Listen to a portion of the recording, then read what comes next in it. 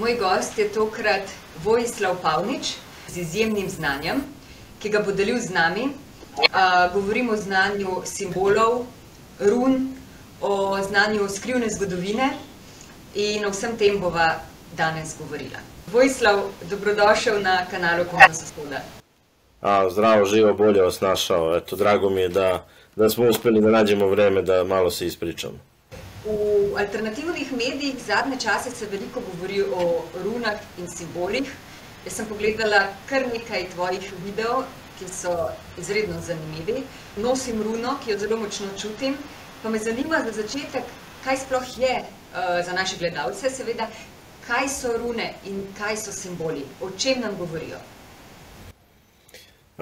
Pa evo, ja bih počeo prvo malo o toj skrivenoj istoriji, to će kratko da bude pa ćemo odmah na rune da pređemo. Prosto jako dugo se skrivalo od nas Slovena, znači pričamo o svim Slovenima, ja se uglavnom trudim da uvek pričam o svima nama jer to pripada svima nama. Iz nekih dogmatskih razloga i razloga sistema koji samo on zna kako nas drži ovde gdje smo, skrivena su ta znanja od nas. Primetit ćete da rune, na primjer, nisu, što se tiče samih Britanaca ili Skandinavaca, uopšte skrivane i nisu im branjene. Oni čak koriste i dan danas i mlađi futark i stariji futark i englesku vrstu runa, a od nas je to bilo skrivano i strogo zabranjeno. Čak postoje te teorije kako smo mi svi bili nepismeni, pa su se onda u 9. veku pojavili misionari koji inače uopšte nisu bili ovde, nego su bili u Moravskoj, tamo pored Češke i Slovačke. Tako da, vrlo interesantno kako su oni to nama doneli pismenost, a nisu ni bili ovde, to je. Drugo, naravno, već arheološki dokazi pokazuju da mnogo toga je nađeno na slovenske pismenosti, mnogo pre nego što zvanična istorija dozvoljava da smo mi bili pismeni. Sad same rune, vratio bi se na njih, one su dar bogova nama i rune su, osim toga što imaju neko zvučno i značenje pisma, postoji neka magijska sekvenca tih runa. One su služile za vezu između nas i bogova i zašto se sada bude, to je ta priča o skrivenoj istoriji gde su sakrili od nas šta se dešava sa našom planetom i sa galaksijom, znači gde se ona kreće. Mi smo bili u noći Svaroga sve do 1996. godine i sad smo u nekoj zori Svaroga. Sada do nas dolaze te energije kosmičke koje dovode do energetskih slika, buđenja genetske pameti, buđenja sećanja i buđenja samih runa. Same rune treba da uz pomoć vibracije koju daju stvore ponovo vezu između nas i našeg izvora, odnosno bogova. O tome se sad radi, zato se to pominje. Moram da kažem, hvala na lepom predstavljanju, ali ja sam tek istraživač i tek sam zagrebao tu istinu kao i svi ostali, zato se tako puno o tome priča, jer niko nema do kraja potpune informacije o runama. Trenutno ih ima 18 za koje mi znamo i to su te magijske rune i postoji numerološki način računanja tih runa. To nećemo sad objašnjavati mnogo, bilo bi jako dugačko. Napravit ćemo nešto pa ćemo objasniti kako se to i računa. I rune uz pomoć svoje vibracije treba da svakom čoveku probude tu genetsko pamćenje i da ga poguraju ka njegovim ciljevima i da ga podignu na samom energetskom i na nivou rezonance. One tome služe, one zapravo služe da ojačamo auru, da ojačamo našu mentalnu, fizičku i energetsku snagu. Samo tako možemo da prevaziđemo ovaj prljavi tehnološki svet koji nas trenutno pritiska. Zanimivo. Zdaj, Vojislav, me zanima, tukaj govoriva o recimo vsakemu človeku, ki ima svojo runo, ki njega ščiti oziroma njega podpira, ali govoriva bolj o kolektivnem oziroma o nečem celo, bom rekla, duhovnem? Da, postoje dva načina čitanja runa. Znači, postoji ta runa koja se određuje po datumu rođenja i po imenima predaka, po genetskoj liniji. I svaki čovjek na osnovu toga može da nosi svoj runski stav koji je lično za njega napravljen. Međutim, razni runski natpisi mogu biti i nalaženi su na mnogim svetilištima, na mnogim mestima energetskim, gdje su ljudi uz pomoć tih runskih stavova ispisivali ono što bi želeli da im se dešava i neke svoje želje prema tvorcu i bogovima. Znači, rune su ta veza između bogova i ljudi. O čemu se radi? Sam naziv, one su se spustile sa neba i prvi naziv je bio strune. One su kao strune koje se spuštaju sa neba ka nama. I zato su ostale tako kao svete rune, pa je ostao naziv samo rune. Rune su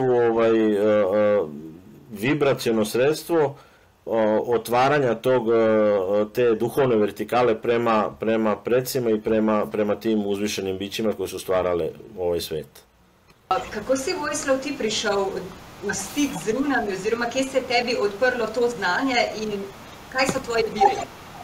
Pa, to je počelo pre 20 godina, ja sam izučavao jako puno o starim Slovenima i onda, naravno, krenuo sam sa ovom zvaničnom istorijom gdje se nisu uklapale mnoge stvari i nikako mi se nisu slagale razne stvari oko te seobe dolaska na Balkan, pa onda naiđem na vinčansku kulturu gdje sve podsjeća na nas, ali kao nismo bili mi.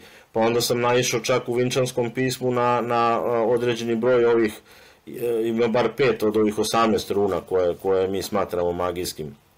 Tako da uz neko izučavanje jako dugo tih naših običaja i naših predaka, došao sam do toga da su naravno u toj pismenosti posle određenih crta i reza pisanica korišćene rune, pa onda bukvica, pa onda došlo do azbuke, pa onda zbog dogme razdvajanja crkve i uopšte uvođenja hrišćanstva došlo među nama do razdvajanja tih pisama. Neki su otišli na zapad, na latinicu, neki su zadržali se na ovoj azbuci koju je posle modernizovao Vuk Karadžić, koga ne cenim previše jer mislim da je pokvario naše pismo. U svakom slučaju, jednim dugim izučavanjem i došlo je do toga da su ta znanja počela sama da se otvarala. Kad sam počeo da se bavim samim runama, onda je to samo po sebi otvaralo nova poglavlja i mislim da je ta vibracija koja je stalno sad prisutna, non stop se time bavim, mi otvara nove neke energetske slike i neka nova znanja. Spravi, to je nekaj, kar se vsak lahko nauči. To je nekaj, do česar ima vsak lahko dostop, ali potrebuješ kakšne druga višja znanja? To je dovoljno, samo je tu bitno što se tiče tih znanja da ljudi budu iskreni. Znači, što se tiče same genetske rune, određivanja preko imena, jer mnogi pokušaju da daju prezime koje je tipa udato prezime ili su preci u nekoj prošlosti, a da on to zna, promenili prezime, a ne kaže meni, onda ne mogu, mislim, dobit će se runa, ja ću izračunati, ali ona neće biti ta koja je potrebna.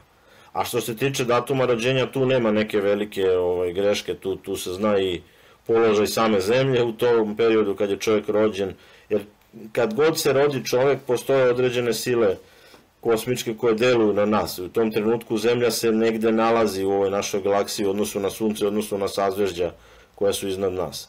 Tako da, što se tiče samih runa, nema tu nekih naročitih sad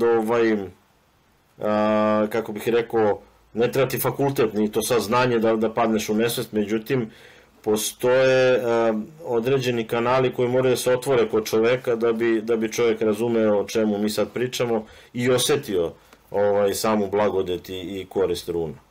Postoji još jedna stvar, postoji da ga tako nazovemo slovenski, odnosno staroslovenski, da kažemo horoskop, a to su ti čertozi, odnosno znaci po samom rođenju. Takođe su naši preci to, naravno iz ranijih ciklusa, znali i to je služilo da usmere čoveka šta će u životu biti. Znači, taj sam znak čertog, on radi malo drugačije od runa, on je na nivou same energije i samog usmerenja čoveka. Tako da ima tu jako puno, kompleksno je to, nije znanje baš da kažem da je lako, ima puno da se izučava, puno toga je skriveno. Najveći problem je u stvari sa svakom nekom reformom, dolaskom novih osvajača ili dolaskom nove neke veroispovesti, paljene su knjige. A to je najveći zločin koji može da se uradi. Jer onda ne možemo da nađemo lako spise i neke dokaze i objašnjenja onoga što ne znamo.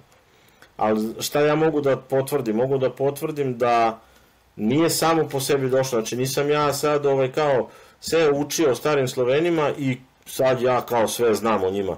To je počelo na čudan način. Počelo su da mi se, kada sam u određenom trenutku istraživao nešto, da se svaljuju tone informacija koje sam ja pamtio.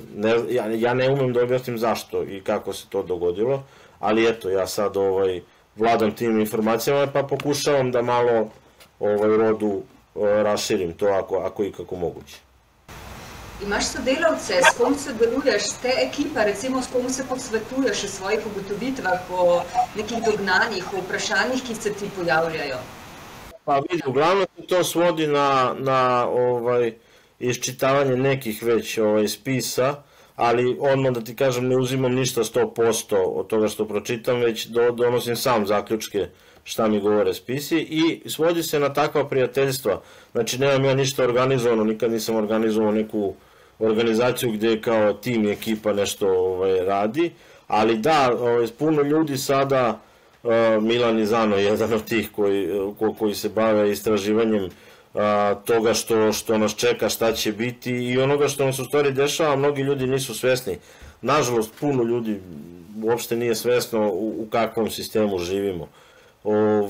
Tako da svodi se na te prijateljske razgovore i uglavnom kad god smo zajedno spoje se ta mišljenja, da naučimo jedan od drugog svašta, ali uglavnom se podudaraju. Uglavnom imamo na istoj smo nekoj, kako bi rekao, frekvenciji i razumemo se da šta je potrebno i šta se dešava. Kaj mi lahko poveš o tem času, kako ga doživljaš, kaj zate pomeni obdobje, zgodovinsko obdobje, v katerem smo? Ja, pa evo, to mogu da objasnim, to ima, postoje neki su runički, neki su bukvični spisi, postoje puno rodovednih grupa s kojima sam pričao o tome, postoje ljudi koji su moji prijatelji koji se bave ovime. Znači, mi trenutno se nalazimo po tom našem brojanju i čitanju vremena u epohi Vuka i to je deo Svarogovog jutra, odnosno Zemlja je prešla iz tamnog dela galaksije i svemira u svetliji deo gde je dostupnija energija koja dolazi iz centra naše galaksije, iz jedra galaksije. Dostupnija je energija Sunca, dostupnije su te energije koje nam omogućavaju da stvaramo energetske slike. Sad, pošto većina ljudi iz sistema praktično radi za te tamne sile, oni čine sve u ovom periodu u kojem smo sad da se ljudi dalje drže u pokornosti, u neznanju i da ne napreduju na tom svom ličnom i energetskom polju.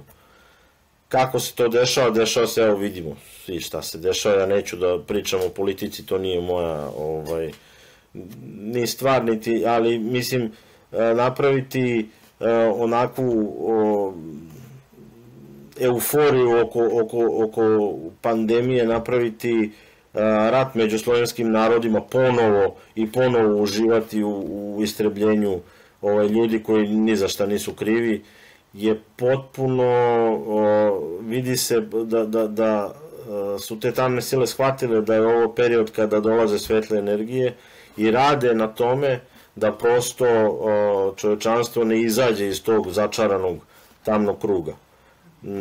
Mislim da su oni su tu malo se pogubili zato što ne mogu te energije se spreče i ljudi će svakako, pogotovo mi koji imamo genetiku kakvu imamo, ne mogu da ugase ta sećanja na predačka znanja. Sva sreća, sačuvani su mnogi znaci, sačuvane su mnoge rune, sačuvano je mnogo toga što može da nas progura u nekom pozitivnom smeru. Trenutno još uvek je to, mislim, rano, zato što i ekologija i sve je toliko narušeno mi moramo puno na tome da radimo i to neće samo ova generacija, ima mnogo generacija mora da radi da bi se popravio svet u kome živimo, ali ova era kakva, ako si me to pitala da je opišem, ona je i dalje mračna, iako je jutro. Znaš, to ti je ono kao pred zoru, kad ti se najviše spava, kad ti je najgore, tad ti je hladno, ježiš se, nije ti pre tih prvih petlova, sad smo tu mi negde. Znači, ako ti razvijaš samo taj tehnološki nivo, a duhovni ne, i smatraš da ljudi treba da budu robovi, da budu tebi počinjeni, to se uvek loše završi. Tu je ta razlika. Sad ja, ne mogu da kažem po nacijama, jer mi smo svi jako izmešani, puno je vremena prošlo, puno je tu bilo migracija, puno se nečega događalo i prirodnih katastrofa i neprirodnih na ovoj našoj planeti, ali mogu da kažem da ljudi, da ih ima svuda koji su duhovno osvešćeni i da ih je sve više. I sve više ljudi shvata da ovo prvo što smo učili nije tačno i nije u redu i sve više ljudi shvata da ovo nije normalan život, znači da mi svi praktično robujemo, radimo po ceo dan da bi možda 1 ili 2 dana u nedelji imali, a i tad nešto razmišljaš o poslu, nisi.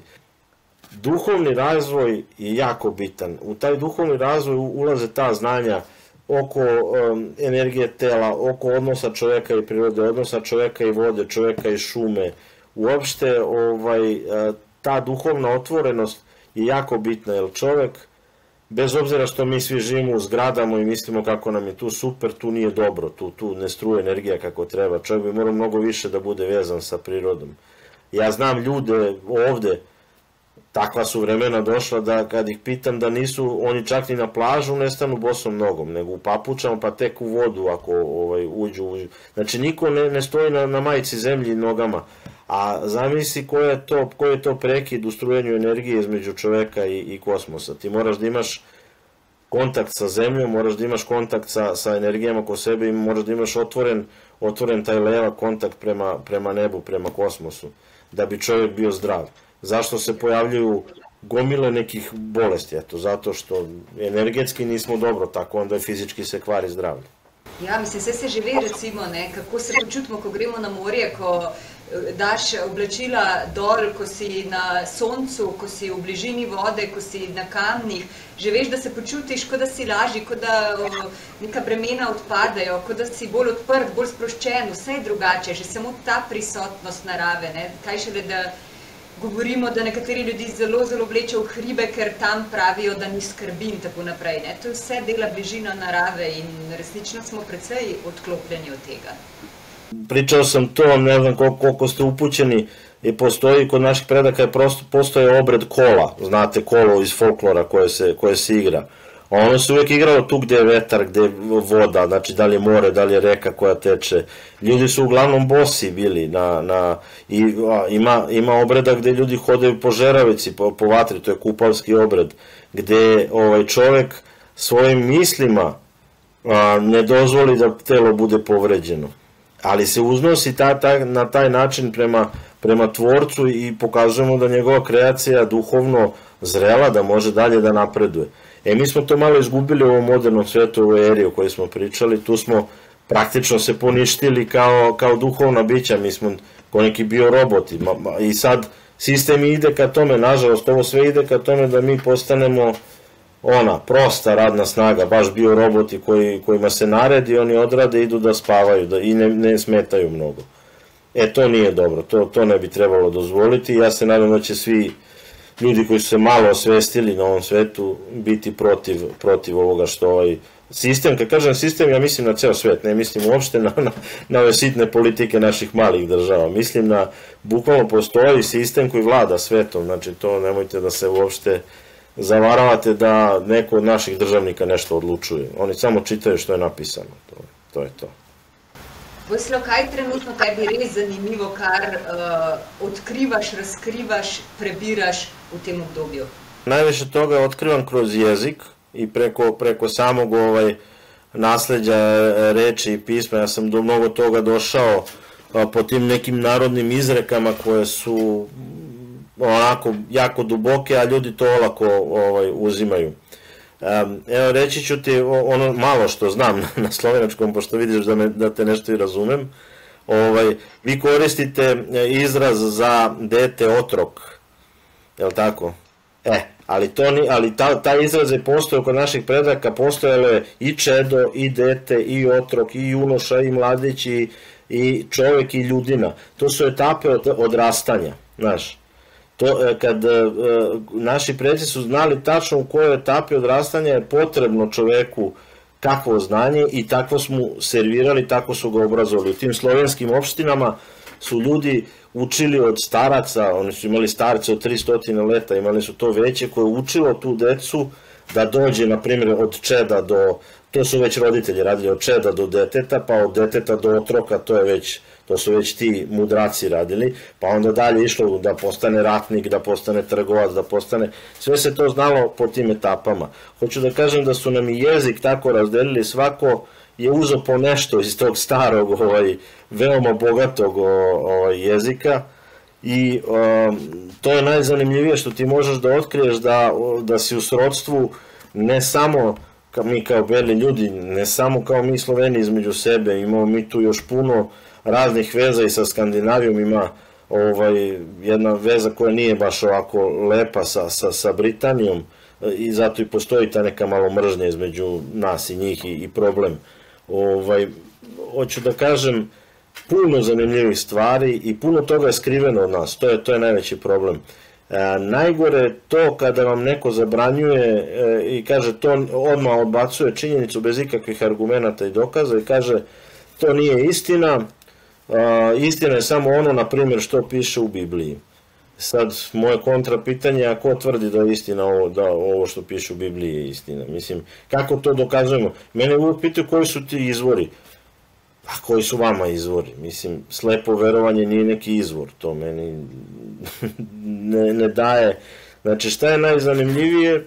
Najzanimljivije je to što mi jako malo znamo i kada bi otkrili sve to što bi trebalo da znamo, verovatno bi nam bilo mnogo lepše na ovoj planeti, mnogo bi duže živjeli. Eto, to je ono čemu ja bi voleo da stremim i voleo da streme moja deca i njihova deca moje deca. Zelo zanimivo to, kar si omenil, to bogatstvo jezika, ki smo ga izgubili in s tem tudi neke razvojne, duhovne in psihološke stopnje in ta povezava od modreca k nekemu človeku v razvoju, modrecu v razvoju, to je resnična škoda. Se pravi, to je tisto, kar so nam načrtno vzeli in k čemur mi zdaj spet prihajamo. Ko tudi Milan govori, recimo, beseda se zbuja znotraj nas, včasih pride k tebi neka beseda, ki jo izrečeš in je resnično nova. Mislim, nisi je slišal mogoče tam čez cesto, kar naenkrat izide iz tebe, ne? Da, samo od sebe se pojavi. Vidiš, ja te uglavnom sve razumem, to je jako dobro što sam bar došao na taj nivo, znaš, jer mi je jako žao i najveća sramota mi je kad mi Sloveni, na primjer, između sebe uzmemo pričamo engleski, to mi je ono totalni promašaj života. A što se toga tiče, da, to je, na primjer, imao i Tesla, to su energetske slike i nešto što kao da nisi ti izgovorio, prosto dođe iz neke dubine.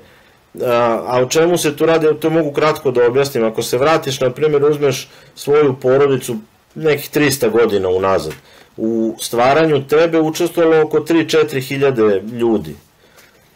I ti imaš česticu svakog od njih, znaš, kao i ja, mislim, i ja isto imam česticu svojih predaka. U nekom trenutku, kad sama genetska pamet i organizam osjeti da može to da izbaci, u tebi proradi, recimo, nekog mudraca si imala u prošlosti ili si imala nekog ratnika i ti kažeš takve reči da ljudi se naježe, zadrhte, shvate da je to, a posle teško je setiti se šta si rekao, jer praktično to je izašlo negdje iz neke dubine prošlosti, iz neke dubine znanja koju nisi ovako na ovom materijalnom nivou ni spreman da prezentuješ. Tako da znam to što je Milan govorio, razumem ga u potpunosti kako to izgleda i kako to zvuči. Kdo je od nas skril ta znanja pravzaprav in kdaj so bila skrita od nas? Pa vidi, dolaskom dogma da bi svoje, kad ja kažem dogma mislim na sve vere, znači ne samo na hrišćanstvo i ne na samo ovo ili ono hrišćanstvo, nego sve su one došle iz iste kuhinje i dogma je ona koja te ograničava i svako ograničavanje slobode je u stvari skrivanje znanja. I najlakše je bilo da ti sad ne bi morao da objasniš stvari koje ne valjaju, da kažeš ne, ti moraš da veruješ, jer kad veruješ to je onda u redu i nemoj mnogo da pitaš, ne ulazi u raspravu o tome, jer kad mnogo pitaš onda ja treba ti objašnjam, onda ćeš ti da saznaš da sistem u stvari radi protiv tebe, a ne za tebe i naravno da oni to neće. Tako da skrivanje znanja, ne znam koliko ste u toku, možemo se vratiti u ovu blisku istoriju koliko je lagano o Drugom svetskom ratu i uopšte o stvaranju te zemlje u kojoj smo nekad svi živeli. A možemo se vratimo i u neku drevniju istoriju. Praktično postoji Berlinska škola istorije koja je potpuno lažna. Seli su Nemci i prepravili apsolutno istoriju sveta. Postoje države i carstva koja su izbrisana sa mapa. Ne znam koliko ste ikada u Sloveniji to pokušali da izučavate, mislim, u celini kao društvo.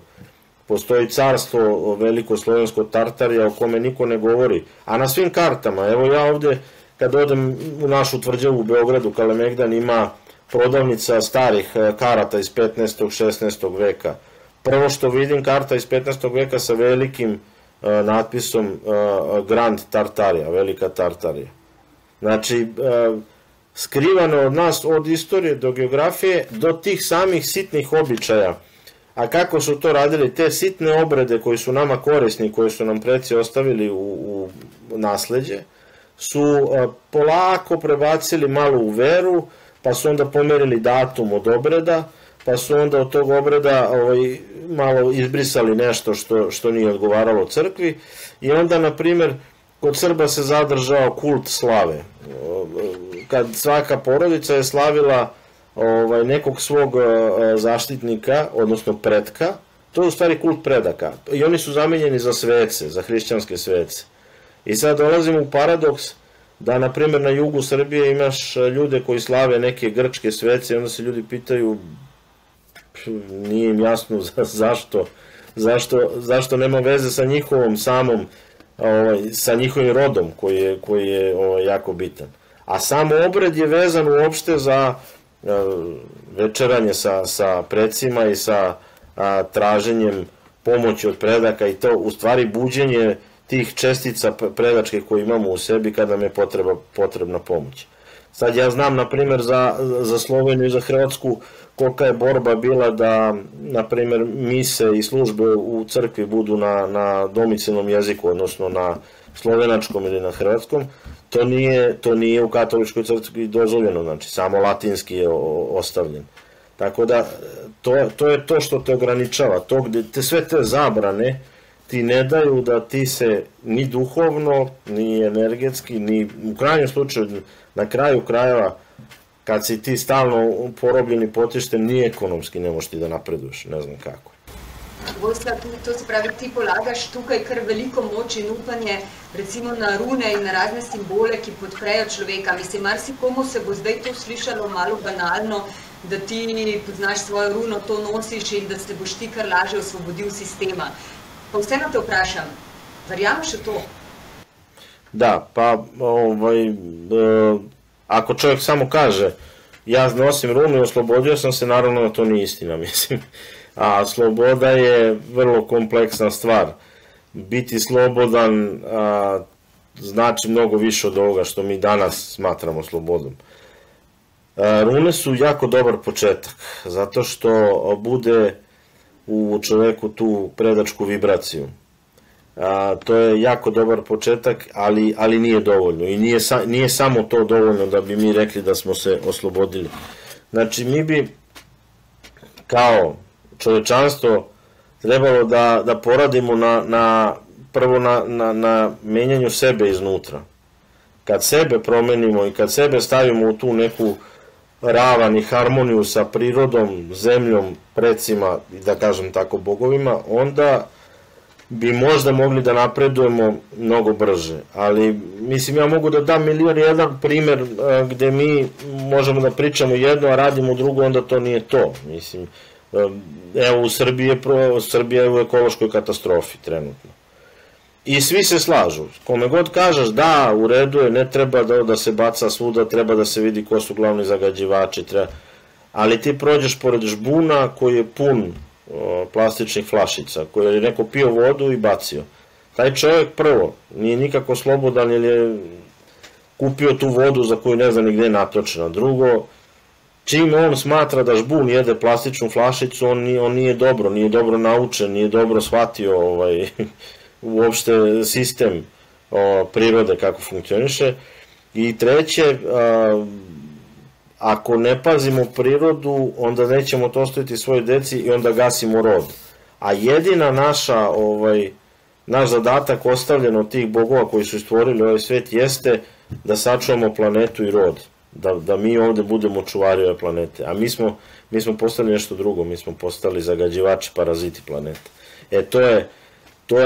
To je ono što je bitno, znači nije dovoljno samo da nosiš runu, ali je lep početak. Lep je početak da saznaš i o svojim precima, o svojoj prošlosti, znaš, na primer, evo, koliko je ta škola ograničava. Kad sam ja bio mali, mi smo imali obavezu da naučimo od svega, a pazi, živjeli smo u istoj državi, 2 slovenačke pesmice, to sam morao da naučim. Znači, Solčence, kako se zvaš? Moj očka ima konjčka 2 i Solčence Zahaja. Solčence Zahaja. Da. Hoću da ti kažem, nisu se trudili da nam približe ništa, niko se nije potrudio da nas uzdigne iznad toga, ovo je moje dvorište, ovo je tvoje dvorište, pa se mi ne volimo, ali smo komšije, nego da nam objasne da smo mi grana istog drveta, da potičemo od istih predaka, da živimo na ovoj zemlji jer nam je to Bogom dato i treba da je čuvamo. Ja, kad bi čovjek znao koliko može život biti bogat i lijep i snažan, ja mislim da svako bi ga želeo živjeti, sve ostalo bi pustio za sobom. Da, to je veoma interesantno, ti naši preci, to sam baš puno izučavao, su imali te obrede radovanja životu i skupljali su se u velikim grupama, tu dolazi do te razmene pozitivne energije, gde oni pevaju, igraju, imaju neke zajednička interesovanja, nove ljubavi, stare ljubavi, sve se to dešavalo, a ono što je najbitnije, oni su se budili svako jutro i nije bilo tih tako teških molitva kao danas, što ti moraš, ne znam, malte ne da klekneš pa da se saviješ do crne zemlje pa da moliš to neko biće da ti učini nešto bez čega ćeš propasti. Oni su jednostavno ustajali ujutru, gledali u sunce i vikali ura. Ra je taj osnovni slog za svetlost, za sunce. I tako se taj poklič ura i odomaćio i u našim vojskama i svuda kad negde pobeđuješ ili ideš u neki juriš, ideš ka svetlosti. Oni su jako volili sunce, obožavali sunce. I ja ne znam, mislim, prosto ne mogu da verujem da ljudima nije dovoljno to sunce na nebu, čista reka, čista livada, šuma koja ti pruža mnoge stvari. Moram i to da pomenem, mnogo smo mi po Evropi posekli šuma i to je jako loše. Zato što ti hrastovi nekad koji su bili megalitski, gigantski, jasenovi i to drveće koje je bilo ogromno, to su zapisi, oni su isto bili čuvari znanja. Oni su čuvali određena znanja o podršci životu na ovoj planeti. Kad smo to posekli, tu smo ušli u veliki problem. Ti sad nemaš šumu stariju od 100-200 godina u Evropi, a to je malo, to je malo drveće, znaš. Tako da, kad bi ljudi znali, mnogo bi se promenili. Ja se nadam da će saznati da se hoće promeniti. Jaz isto. Veliko veselje, Vojislav, mi je, da sva se spoznala, da sva govorila. Pripeljamo se ena ekipa Slovencev tudi v Srbijo in veselimo se, da te srečamo, spoznamo, da nas boš popeljal po enem delu svoje domovine in nam povedal še kaj več o nas samih. Hvala ti za ta čudovit pogovor. Hvala i tebi na pozivu, na ovom lepom intervju i eto, dobrodošli, ja se nadam da ćemo da se svi vidimo, družimo i upoznamo i da ćemo da nastavimo to druženje nadalje, da popravimo ovo što su ovi radili pre nas. Hvala ti.